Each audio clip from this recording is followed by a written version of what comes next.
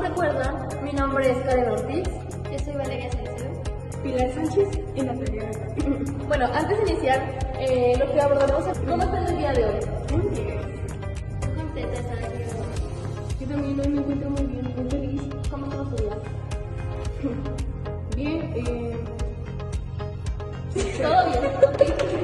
Bueno, nosotros en el episodio pasado les pedimos que nos hicieran unos comentarios y dudas acerca del tema que abordaremos el día de hoy, que les mencionamos. Les abrimos un apartado en nuestras redes sociales donde ustedes dejaron, como ya mencioné, los comentarios, y en el día de hoy estaremos respondiendo a las preguntas que más se repitieron y las que consideramos que son más importantes. Ahora le haremos la primera pregunta que nos envió @frida_26 y nos cuestiona lo siguiente: ¿consideran que se cumple por completo el artículo 3º de la Constitución? bueno, yo considero que no se cumple por completo porque a pesar de que todos tenemos el derecho a la educación, no siempre tenemos el acceso y no es 100% laica ni gratuita. Por lo mismo, en nuestro país existe mucho analfabetismo. También, como comentábamos en clases anteriores, nos comentaban que es obligatoria, pero bien sabemos que muchos padres no se hacen responsables de sus hijos y no los mandan a estudiar, y esto pues ya dependiendo de los vecinos o conocidos que tengan, pueden hacer una denuncia a la PRONEF y deberían de aplicar este derecho en todos los niños.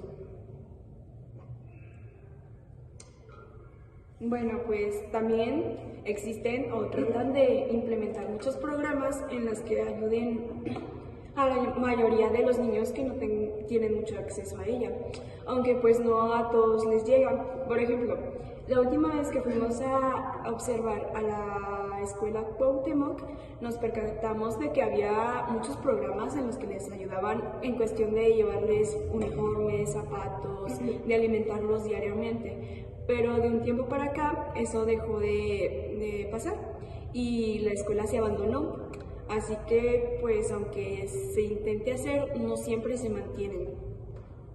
También, bueno, nosotros desde nuestra experiencia en las primarias, la educación es totalmente gratuita, porque en las primarias piden material, y muchas veces las familias no tienen para aportar, o nosotros cada semestre tenemos que estar pagando una inscripción.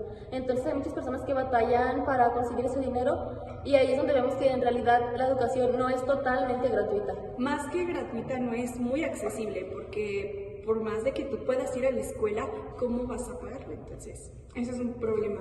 Sí, vivimos en un país en el que hay demasiado privilegio y pues la mayoría de las personas no tienen acceso a muchas cosas como internet, pagar y Útiles escolares.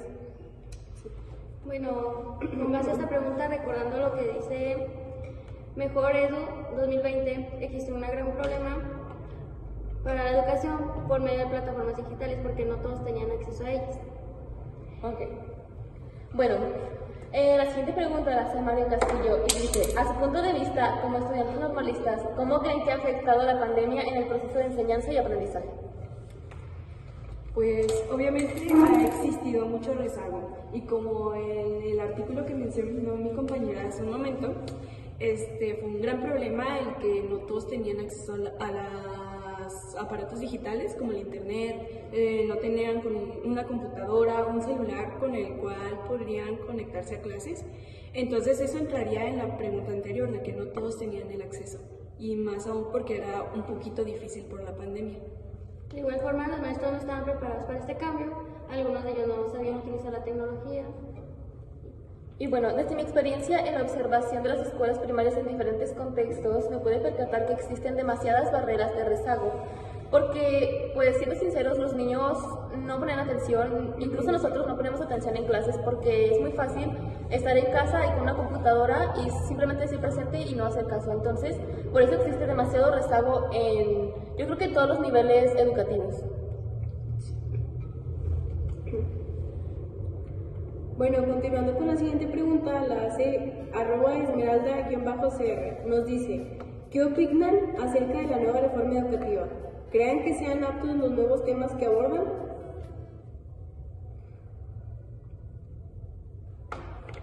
Bueno, con esta reforma se busca que las personas adquieran una formación basada en los principios de interculturalidad, que se reivindique la identidad de la nación mexicana, es decir, se busca que se reconozca la pluriculturalidad y plurilingüe de la nación mexicana. Creo que los nuevos temas como la diversidad de familias que ahora se plasman en los libros de texto son importantes porque actualmente muchos de los niños son pertenecientes a estas familias, entonces que los maestros hablen sobre estas familias es muy importante porque los niños ya no lo van a ver como algo incorrecto o diferente, sino que son parte de la diversidad que existe. Bueno, también sabemos que es una realidad que existen muchísimos adolescentes, por lo que consideramos que es una buena medida que aborden los temas de sexualidad, lo que conlleva su vida sexual, la responsabilidad, enfermedades de transmisión sexual, cómo tratarlas, con quién acudir y pues que exista también una confianza entre alumno y docente para que tengan el fácil acceso a toda la información. Bueno, y yo que vi un poquito sobre los libros, me percaté que ya los temas de sexualidad se toman desde unos niveles, bueno, desde grados menores, entonces ya no es como desde cuarto, sino como primero, y yo creo que es muy bueno que se tomen desde primer grado. Sí, porque se les da como que ya no se les habla a las grados a los niños, ya se les dicen las cosas como deben de ser, para que ya en cuanto vayan creciendo no haya preguntas o tantas dudas sobre esos temas, porque tienen la costumbre de que los papás se privan mucho a hablar de esos temas, entonces sus dudas se quedan pues igual, porque pues no se las resuelven, ¿verdad? Yo considero que está bien hablar sobre estos temas porque, por ejemplo, se pueden evitar todos los problemas a los que se enfrentan los adolescentes por falta de información.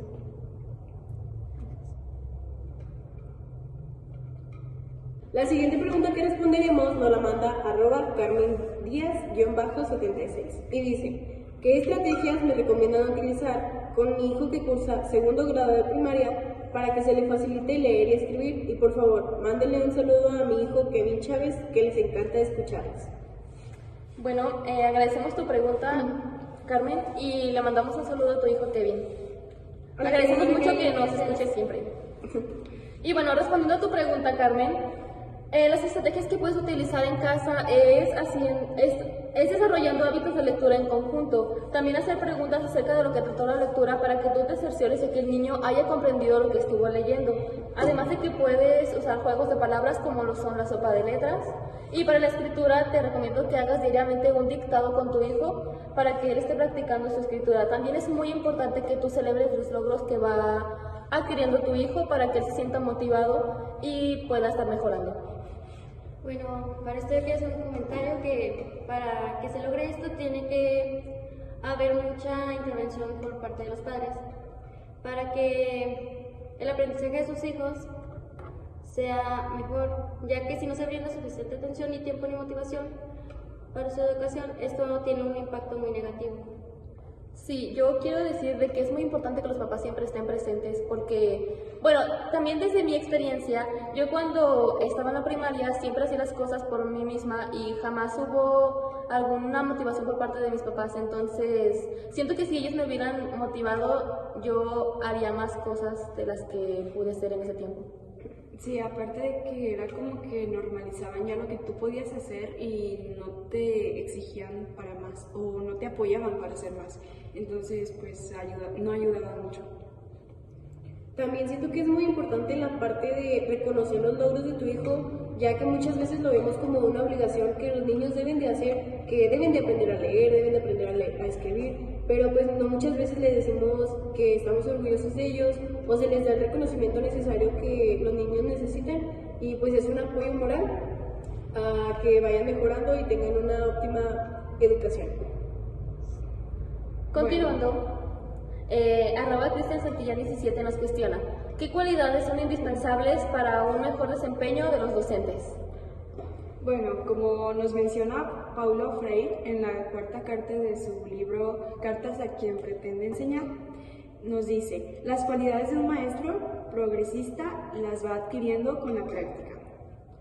Pero en mi opinión, yo considero que un maestro debe contar con la cualidad de ser humilde, tolerante, valiente, seguro de sí mismo, paciente, responsable y empático. Y en nuestro transcurso, aquí en la normal, pues nos hemos dado cuenta de que no siempre es así.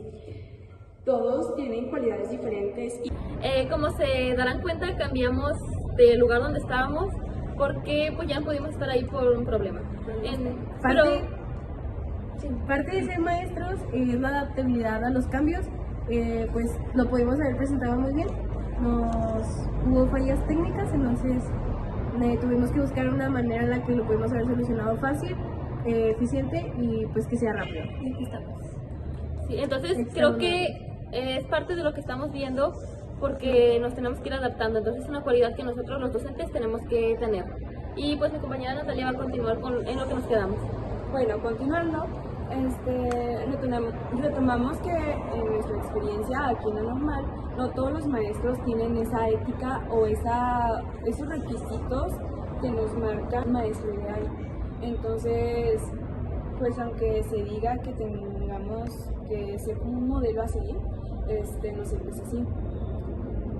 Bueno, yo opino que todo docente debe tener la cualidad de la flexibilidad, ya que a veces los alumnos presentan problemas y el docente no sabe por qué problemas estén pasando ese alumno y pues tiene que entenderlo en alguna actitud que tenga.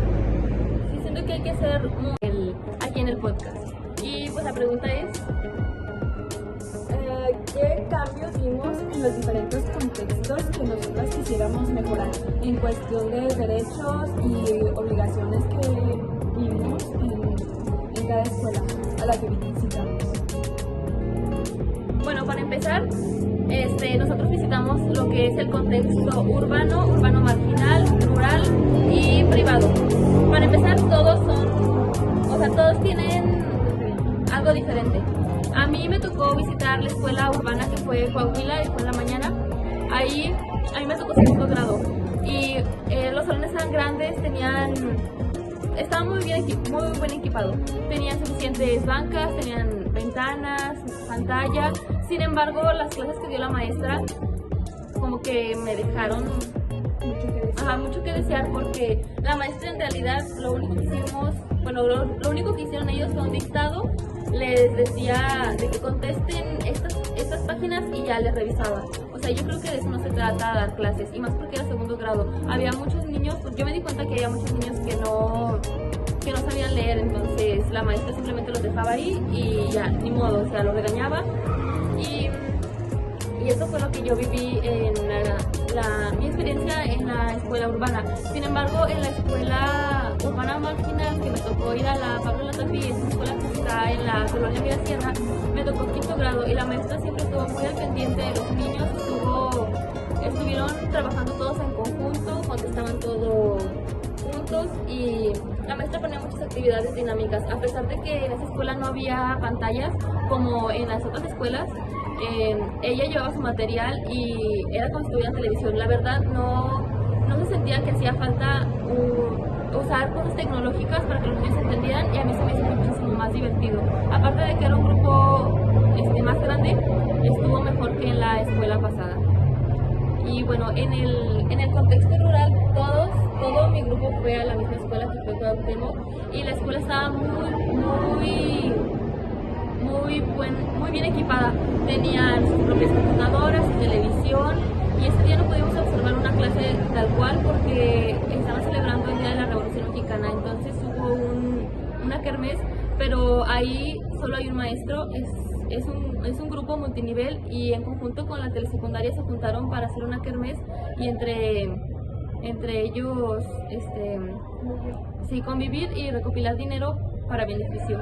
Y lo que tengo que decir de la escuela privada es que, para empezar, ahí dan clases, o sea, meten la religión. Entonces hay muchos temas que no se les da a los niños, como la sexualidad, porque pues no es permitido, porque la maestra general es una monja. Entonces pues yo creo que es importante que los niños aprendan, y como nosotros ya lo habíamos mencionado, es muy importante que los niños tengan educación sexual y ahí, sin embargo, se prohíbe y me parece incorrecto. Entonces yo sí noté mucha diferencia entre cada uno de los contextos. Bueno, retomando un poco lo que acaba de decir mi compañera, a mí me tocó ir a la escuela primaria profesor Miguel López. Lo que yo pude observar es que en el tema de sexualidad me tocó grupo de sexto año. La maestra solo les puso un video y siento que los niños se quedaron con muchas dudas, muchos cuestionamientos que no sé si por cuestión de pena o que cuáles habían sido las implicaciones, pero sí tuvieron muchas dudas y la maestra no se las respondió de una manera adecuada o solo les decía, no se estén riendo, es un tema serio, pero tampoco no respondía a sus preguntas y en sí era muy poco dinámica su clase y solo se basaba en regañarlos. Nunca vi parte de la maestra que los motivara, que los incitara a que hicieran un buen trabajo. Incluso en receso dejó a muchos alumnos castigados solo por el hecho de estar platicando. Solo me comentó que no se les priva para que tomen sus alimentos, ir al baño, pero sí el tiempo de receso para sus juegos.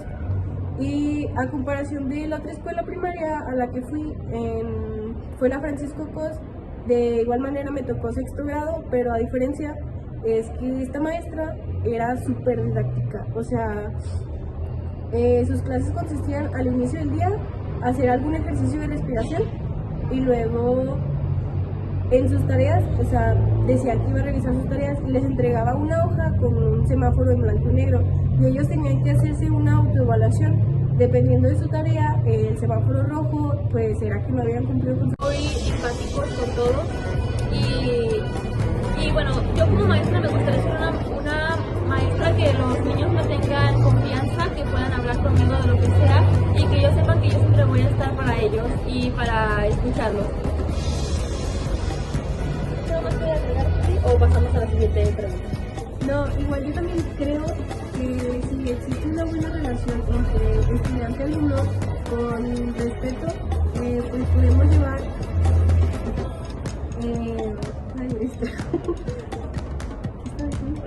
que si hay una buena relación entre maestro y docente podemos llevar una buena nos podemos sentir en confianza al contarle en cuestiones personales, académicas o cualquier otra situación y esto nos facilita mucho el acceso a sentirnos mejor y tener una educación de mejor calidad.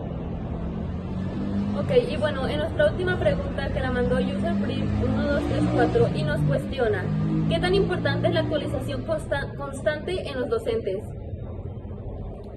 Bueno, pues esto es muy importante, ya que todos tienen que estar en constante cambio e irse actualizando de todo lo que esté pasando en la actualidad, ya que los niños pues obviamente van cambiando de épocas, van cambiando de conocimientos, van aprendiendo muchas cosas nuevas, sobre todo tecnológicas, entonces nosotros siempre tenemos que estar al pendiente de todos esos cambios para nosotros irnos adaptando con ellos.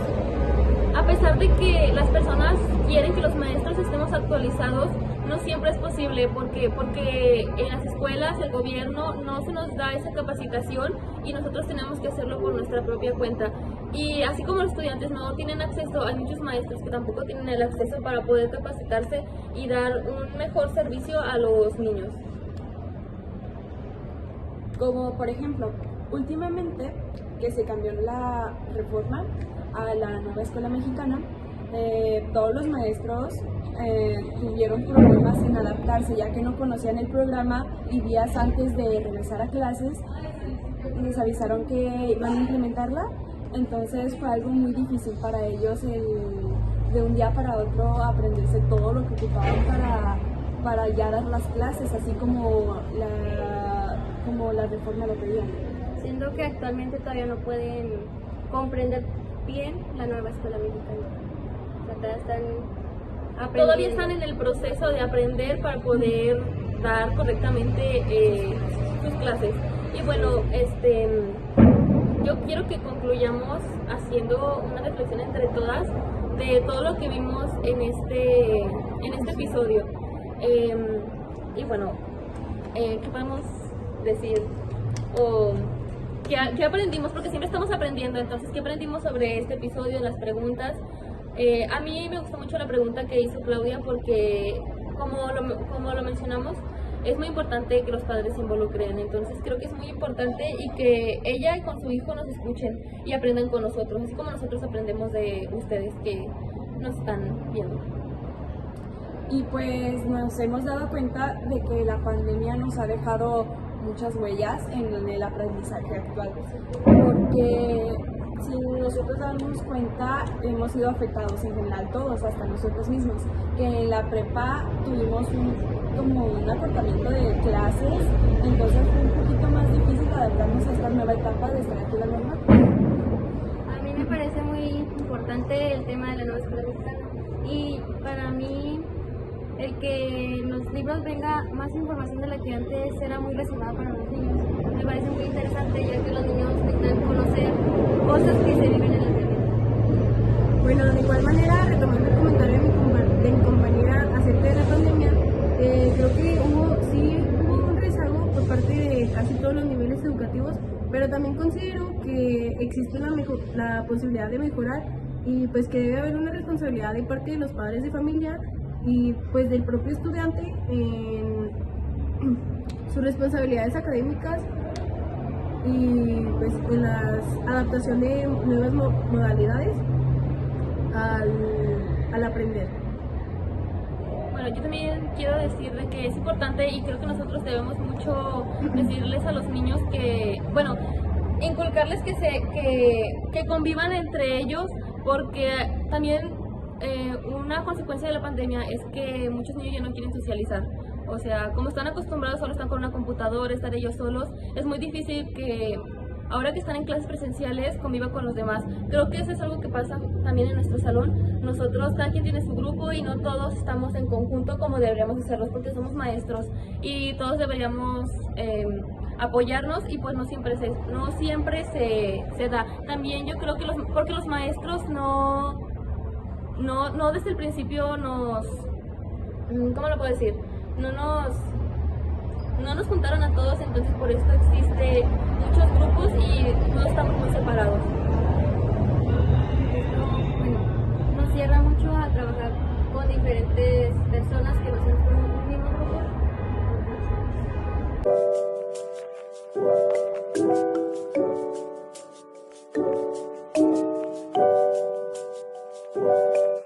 Agradecemos a todos los que nos hicieron las preguntas y ahora vamos a abrir un apartado que es de una pregunta que nos queremos hacer a nosotras mismas y las vamos a responder aquí en El amarillo es que la habían llevado, pero les había faltado. El amarillo era que la habían llevado, pero que les habían faltado ciertos puntos, ya sea el margen, la fecha, imágenes o en sí que la información estuviera incompleta. Y el verde era que estuviera completa, con márgenes, fecha, todos los elementos que la maestra un día antes había requerido para esta tarea. Se me hizo una actividad muy padre para que los niños se motivaran a sí mismos y de que voy a pintar mi semáforo de color verde y que todo se vea muy bonito. También en participaciones en clase a los niños les daba un ticket con valor de 5 puntos dependiendo de su participación y en cumplimiento de tareas u otras actividades. Me comentaba que al final de cada mes, como era una escuela pues, de bajos recursos, al final de cada mes ella tenía una tienda en la que consistía que dependiendo de la cantidad de tickets que los niños juntaran, pues se les daban premios, no era como dinero en lo que ellos podían cambiar. Los premios eran ya sea de material didáctico, lápices, plumas, cuadernos, colores, entre otros, o ya juguetes, gomitas, papitas y comida. Y pues creo que fue, a pesar de que fueran el mismo grado, los mismos temas, pues claramente a un grupo se notaba muchísimo más la participación, la confianza con la maestra, las actitudes. Y pues es mucho dependiendo de cómo tú seas como maestro, cómo tú quieras dar tu clase a los niños, porque creo que es más fácil crear, o sea, formar un niño fuerte a luego ya reparar un adulto roto. Por eso creo que es muy importante el papel como maestras que nosotros tenemos hacia los niños en nivel primario. Bueno, pues como ya mencionaron mis compañeras, cada contexto cambiaba en muchos ámbitos, pero lo que yo me di cuenta era que la calidad de educación en las que tenían menos acceso era mejor que a las que estaban más privilegiadas, porque sí se notaba mucho la diferencia en los tratos hacia los niños y en los temas que daban y cómo los abordaban. Entonces, pues no se cumplía mucho lo de los derechos o como tal dar una clase bien establecida para todos. Entonces es un punto del que dicen que no a todos les llega la misma educación y por eso hay un cierto problema en rezago. Aparte de la pandemia, ese es otro punto. Bueno, yo no contaré mi experiencia como tal, pero con base a lo que mis compañeras han comentado, queda claro que no importa el contexto en que estén, sino la disposición del maestro, el alumno y también el apoyo que dan los padres para que esto se haga. Y bueno, con esto nosotros terminamos este apartado donde nosotros hablamos desde nuestra experiencia, lo que opinamos acerca de las preguntas que les hicimos y el tema. Y bueno, esperamos que les haya gustado y bueno, yo creo que esto va a ser todo por el episodio de hoy. Quiero agradecerles a todos ustedes por mandarnos sus comentarios, sus preguntas. Espero que hayan aprendido algo con nosotros. Nosotros aprendimos de sus preguntas, nos retroalimentamos, nosotros mismos nos cuestionamos y pues espero que les haya gustado este episodio. Y nos vemos en el próximo. Adiós.